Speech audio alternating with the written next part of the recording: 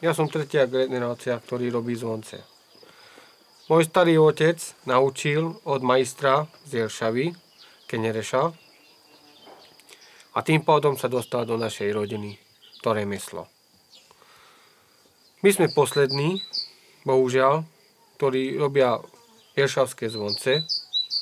Od otca syn to musí prebrať. A ja mám syna takisto, chvála Bohu. No poď sem. On sa volal David.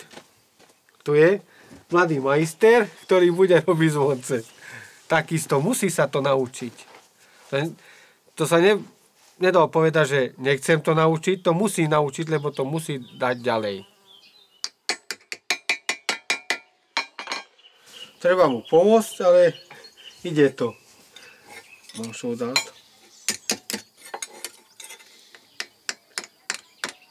Ja som to učil ako od 8 rokov. Som učil od otca a dokonoval som sa, keď som mal 13 rokov, kedy som vypaloval svoj prvý zvonec.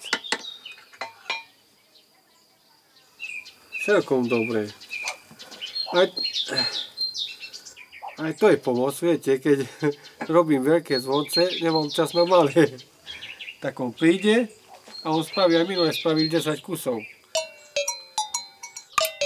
To slúži ako pastierom. Oni poznajú svoje zvonce. Každý hlas. Keď dvaja prídu tam, a on je tretí, on bude vedieť, že jeho kravy kde sú. Ten druhý takisto bude vedieť, že kde sú.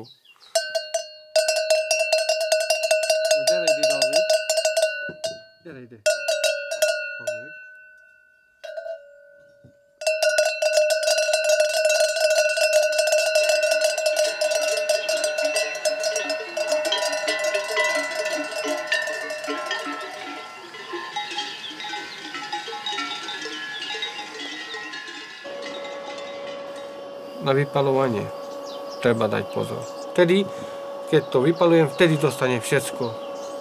Darmo ja urobím zvonec a bude pekný, hlas ešte nemá, dám do ohňa a keď dostane vzduch alebo dačo, tak už hlas nebudem mať.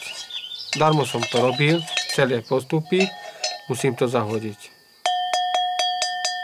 Teraz mal dobrý hlas. Také zvony sa predávajú, odkúknú ten zvonec. On si urobí, ale vypaľovať nevie. Takže zvarí, alebo bustieusku, alebo niečím to zvarí a tak sa to predáva. Keď som bol v Maďarsku, tam som predával zvonec a som videl také zvonce. A dal som si otázku, že keď oni to spravia, tak a ja to spravím. Tak čo, predávam lacnejšie a nech mám odber. No ja som prišiel naspäť a urobil som. Idem, tam 8 kusov som urobil. A naraz som sa chytil, že čo robím? Vlastne čo robím ja? Ja som toto neučil od starých majstrov, že aby som mal lepší odber a tak budem predávať. Tak jedného som chytil, tam bol jeden pastier, prišiel ku mne, no viete čo, dal som to zadarmo a už nikdy viacej to som neučil. To je na postivosti, to remeslo, aby sme tú tradíciu dávali ďalej.